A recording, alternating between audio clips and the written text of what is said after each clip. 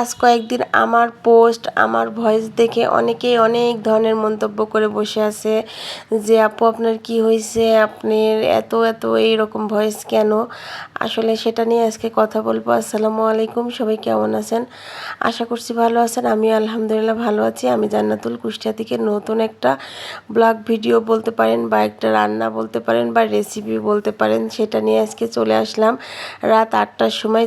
মূলত আমি কিন্তু রাত্রে রান্নাটা খুবই কম করি, আর এটা হয়তো সবাই জানে। দুপুরবেলা রান্না বান্না করলে আর রাত্রে রান্না করা হয়নি, আর কালকে দুপুরে বেলা আমিও রান্না করিনি।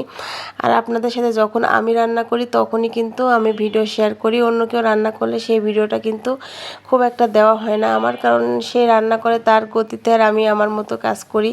তো যাই হোক, আজকে রান্না করব আলু দিয়ে চিংড়ি মাছ। এটা কিন্তু আমার ছেলের অনেক বেশি পছন্দের খাবার, যেহেতু কোনো মাছ খাইতে চায় না, শুধু গোশ আর তার মধ্যে ব্রয়লার মুরগি আর চিংড়ি মাছ সব থেকে বেশি পছন্দ। মানে ওকে যদি গোশের মধ্যে প্রতিযোগিতা দেওয়া হয় যে এই খাসির গোশ, গরুর গোশ, মুরগি, লেয়ার সব কিছু যদি রাখা যায়, তার মধ্যে যদি ওকে ব্রয়লার রান্না করে দেওয়া হয় সেটাই কিন্তু ও 1 নম্বরে দিবে, কারণ ওর ব্রয়লার অনেক বেশি পছন্দ।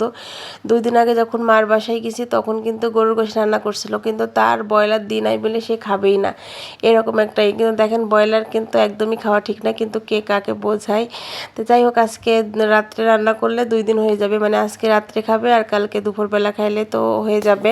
আবার ওকে নিয়ে আর চিন্তা করতে হবে না কি বাসাতে রান্না করছে, যেহেতু বাসাতে অনেক মানুষ থাকলে আসলে রান্না একটু অন্যরকমই হয়। যেহেতু আমার ছেলে কোনো মাছ খাইতে চায় না, এটা নিয়ে বিশাল বিপদের মধ্যে আছি। যাই হোক, আজকে যে কথাটা বলতে চাইছিলাম যে আমার এত ভয়েস দেওয়ার জন্য বা আমার এত পোস্টারদের জন্য অনেকের অনেক মন্তব্য। আসলে এইসব মন্তব্য করে কোনো লাভ নাই, কারণ আমার যখন যেটা মনে হয় আমি ঠিক সেই ভয়েসটাই দিই।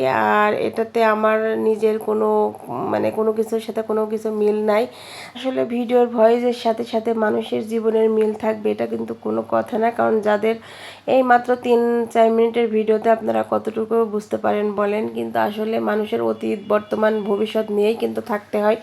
তো যাই হোক, আমার অতীত বর্তমান নিয়ে অনেক অনেক গল্প আছে, কোনো একদিন শেয়ার করব। তো আজকে এইগুলো আসলে আমি জাস্ট, যেহেতু ফেসবুক থেকে টাকা একদমই দিচ্ছে না, মানে মানে রিল থেকে কোনোভাবেই কোনো ইনকাম নাই।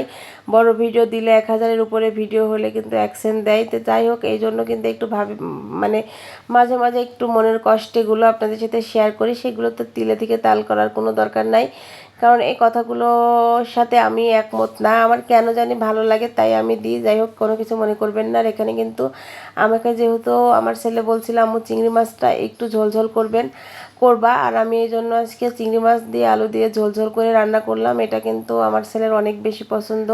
আর এখানে 3 বাটিতে বাইরে রাখছি যে 3বার ওর জন্য। মানে এইভাবেই কিন্তু আমাদের বাসাতে যে কোনো কিছু রান্না করলে অনেকটা বাটি হয়ে যায়, তো এই জন্য বেশ ভালোই লাগে। তারপরে কিন্তু এইভাবে কিন্তু একটু ঝোলঝোল মনে ছিল বেশি হয়েছে, তার জন্য একটু ঘুমাতে চলে গেলাম।